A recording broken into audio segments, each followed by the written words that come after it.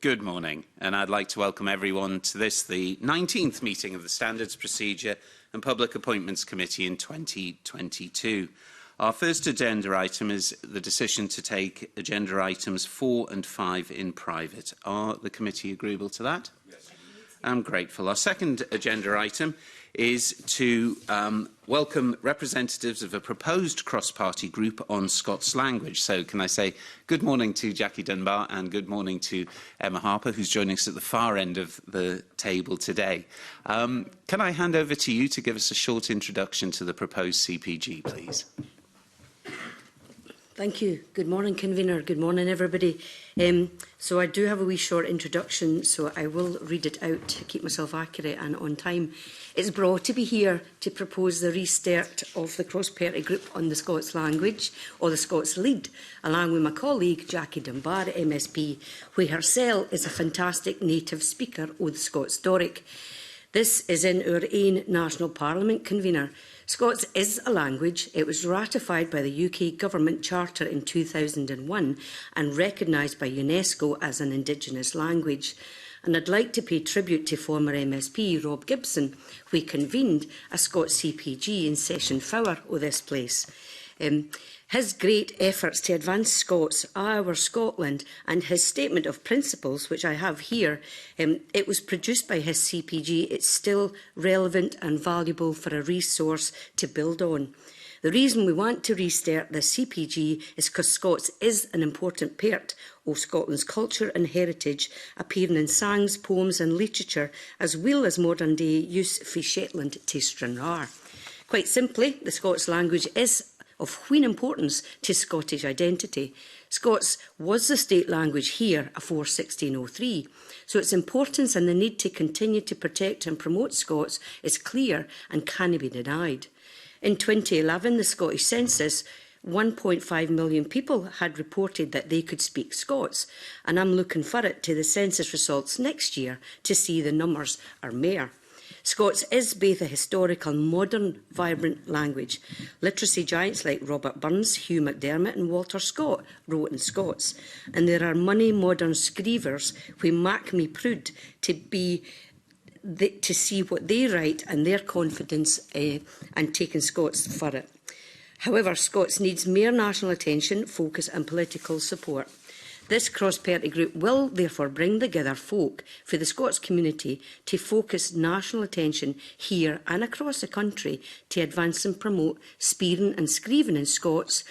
And we want to raise questions of and provide clarity and guidance to the Scottish Government as they tack for it the promised Scots language legislation in this session.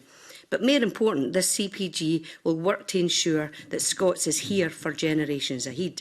We will work to ensure that young folk have the opportunity to use Scots at school, which has already shown more than a scanty increase in attainment.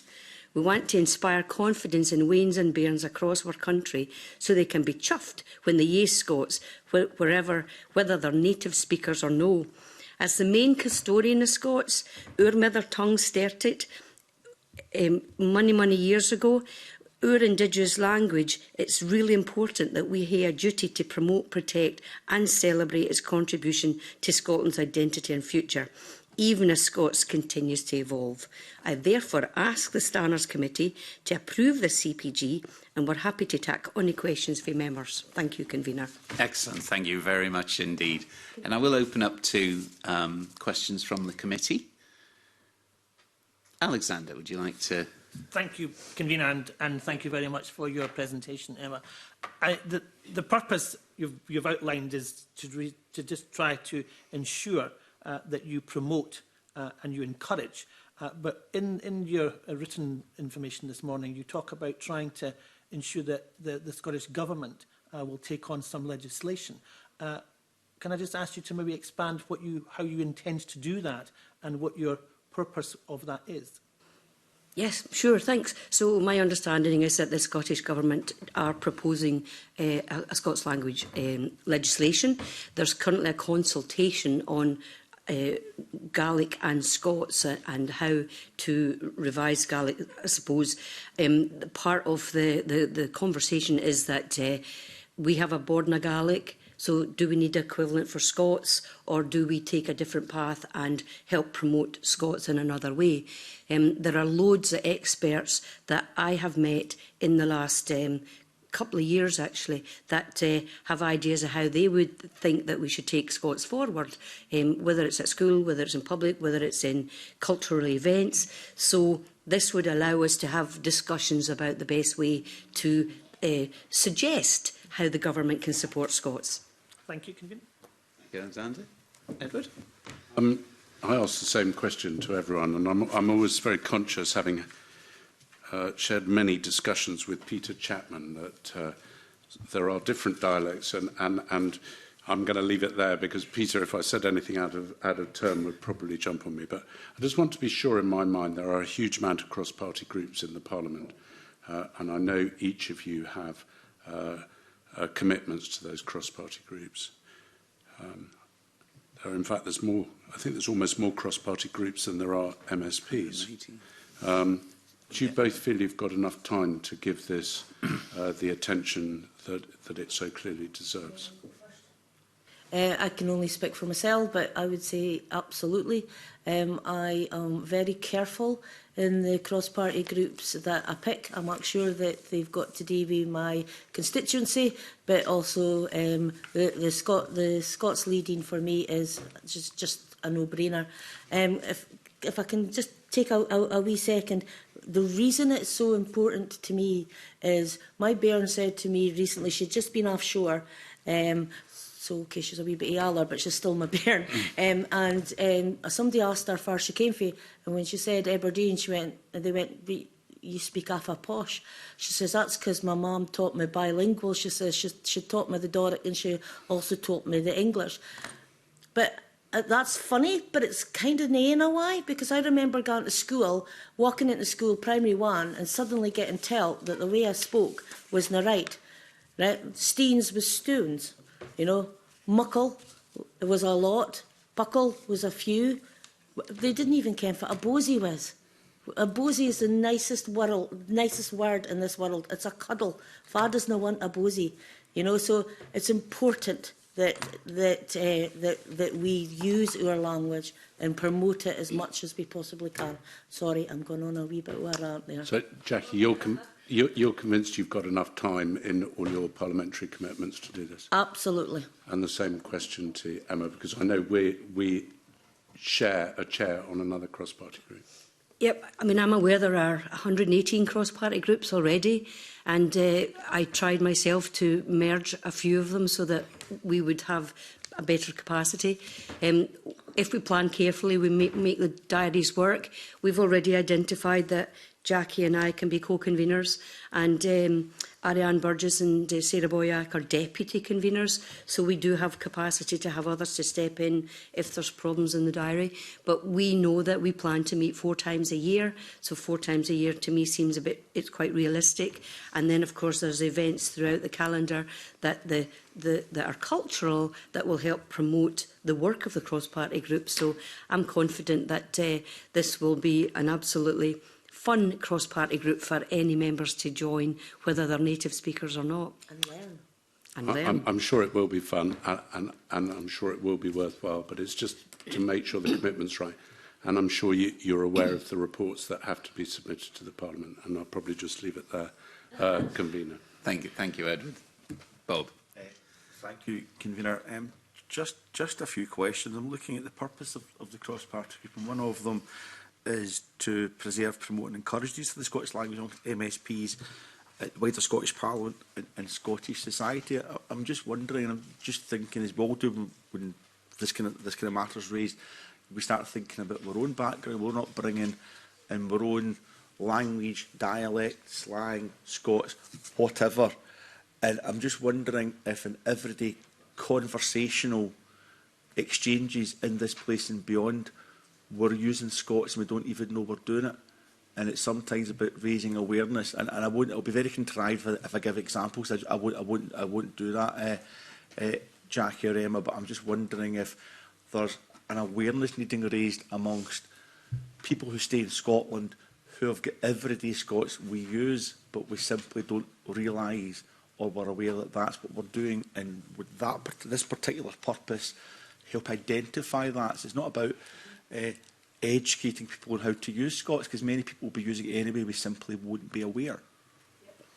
Thanks for that question. So in our work, we've worked with the Scots Language Centre and to help look at the work they do and how they can promote and help support the raising awareness of it. We also have a Scots language policy in this place. So we have members who are in official report that are really supportive in using whatever words we use in chamber, in debate or in questions or even in committee, that they will make sure that it's transcribed properly so that when we look back at official report, we can find that Scots is used in this place as well.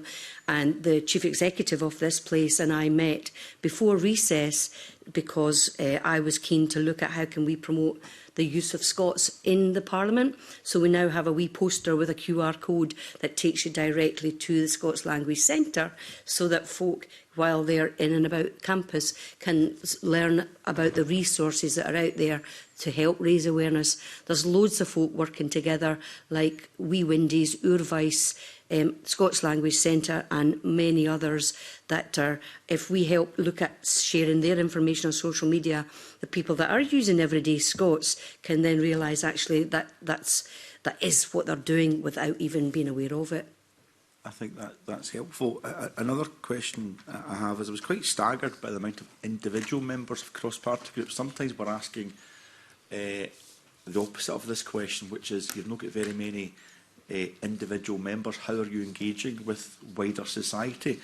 I'm staggered by the amount of individual members you've got, as well as associate organisations who wish to be key partners of the group. That presents a very welcome challenge, but a challenge nevertheless about how you engage with that wider membership. So I'm just wondering, that wider membership you've got, how active, there's no requirements for them all to be active, of course, but how many of them do you think will be active and dynamic within the cross-party group? It's quite something to see, was it 120, 130 individual members, which is to be commended, but a challenge to keep them engaged. So we've had a couple of meetings up until now, and it's been online. Because Scots have spoke for Shetland to Stranraer, we find that meeting online means that people can participate and engage rather than bringing everybody here. So we've had great attendance so far, and then of course the dissemination of information is through email and engagement and support. So our secretariat, which is the Scots Language Centre, are the ones that helped supply us with all the connections and the people. So they already have connected and have contact with the 128 potential individual members and groups. So I'm confident that we'll be able to just continue to support like online engagement and electronic engagement to make sure that we keep folk up to date with what's going on. Thank you. No more questions. Very encouraging, the sheer extent of individual members, but no further questions, Convener. Thank you, Bob. Colette? Hi, good morning. It's one question as well I always ask, or it's an observation more than anything else, and it's to do with the membership. So it's very welcome that it's an all-female membership in terms of your group going forward. Are you doing anything to try and attract male members onto the CPG? Already done it, Quine. We've got Joe Fitzpatrick on Tuesday night when he heard that we were coming along, said, "Why am I in it?" I says, "Well, you never joined up, but you're more than welcome." As it's an open invitation to all. So we have got the mannies coming already, haven't we? That's right. We also have, you know, as well as men, we've got like diverse backgrounds of people. So we've got people whose first language maybe wasn't Scots, or they moved to this country from South Asia or wherever. And so we've hear them every day when we're out and about. And there is an opportunity to not just make this for the lassies, but to make this for a wider audience as well. She met the Quines. That's it's very heartening to hear that. So thank you very much. Thank you, Colette. As convener, I always get one exciting question. From the evidence that we've heard today, you're actually using Scots as a collective description for a number of unfairly so, maybe minority languages here in Scotland. But that's right, you are looking at the scope of minority languages and covering it with the phrase Scots. I look particularly at the groups, including the Doric Society, that have signed up to.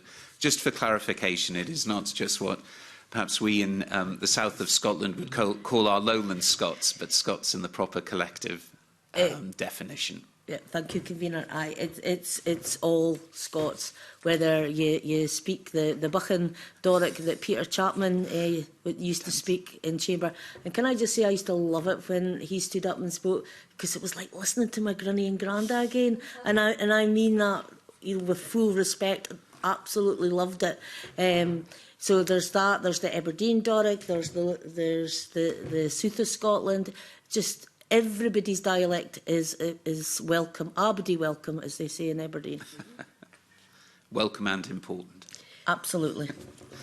Is there anything you want to add, Emma? Yeah, just one of the things that we were speaking about, as I'm learning about the language and the grammar that makes Scots different for English, right? So a couple of examples are, where I come from, there's a place called Portpatrick and Lochans, but everybody calls it the Port and the Lochans, or they say I'm going to the Toon. So when I was speaking to Joe Fitzpatrick the other night about it, he said that that's replicated in Dundee, where folk they use the in front of whatever place they're talking about. So it shows that, like, Scots is wide and it's spread across Scotland and including Orkney and Shetland, that you know, it's not that we've got all these different minority languages, it's just the way Scots evolved, the way it came out of Old English and Danish and even Norse influence, that we have a language that it's vibrant and it needs to be promoted. And when we start speaking to each other about the history and the grammar that makes Scots different from English, it just reinforces for me the need to continue to promote it. That's very helpful. Thank you. And can I thank you for both attending committee this morning. We'll consider the application for the proposed CPG as our next agenda item, and the clerks will be in touch with you in due course. But can I thank you for coming today? Thank you. And indeed, committee, we now move to agenda item 3, cross-party approval. Are we in the mind to approve the CPG? Edward. Can I just say I've never disagreed with any of the cross-party groups. You'd be a brave MSP to do so. But I just always like to record on record that the number of cross-party groups in this Parliament, I think, is huge. And I question, truthfully, in my mind, whether all MSPs have enough time to do all their commitments to the cross-party groups. So I'm not going to vote against it. I will, of course, vote for it, but I have that real concern. And the concern perhaps will be borne out, Convener, when you see the reports from the cross-party groups as they come in, obviously on time, but possibly not always on time. And I'll leave that question hanging. Thank you, Edward. Paul. Just very briefly, I share the sentiments that Mr Mountain raises, which would have been put on the record irrespective of which cross-party group was seeking approval here this morning. We normally ask questions to witnesses about duplication and overlap. We didn't really do that this morning, which I think tells us that there is a clear gap within the Scottish Parliamentary cross-party group landscape for this cross-party group. So, in other occasions, we've said, yes, we'll approve this cross-party group, but they really should work closely with this group or that group or another group. We weren't doing that this morning. There seems to be a clear, identifiable gap within the Parliament. And I wish Jackie Dunbar, Emma Harper and others on that cross-party group the very best in filling that gap dynamically and positively. And I'm sure they will. Should we approve it here this morning? Alexander. You cannot do anything but be impressed, Convener, about the number of people and individuals they have sought to be involved in this cross-party group and the organisations that they are aligning themselves to. So I think that once again gives us confidence that this will be a group that will be very active, that will take forward its purpose and its role very collectively and responsibly. So I'm encouraged by that, and I look forward to seeing how this group, when it does, how it progresses, because I think it will progress. Helpful. Colette? Yeah, again, just, echo what everyone else has said. and I know how passionate Emma is about our Scots language as well. And I think it's a big welcome in Parliament as well, that we keep that going, from a cultural point of view, from a Scots point of view as well. And when I seen the paper and it came through, I very much welcome it. And like Bob said, there does appear to be a gap there, and it's again, just reiterate that it's a big welcome here, and I wish them good luck. Absolutely. So our members agreed to accord recognition to the proposed CPG. Yes, excellent, thank you. And the clerks will pass that on in due course. I'm now going to move the meeting into private.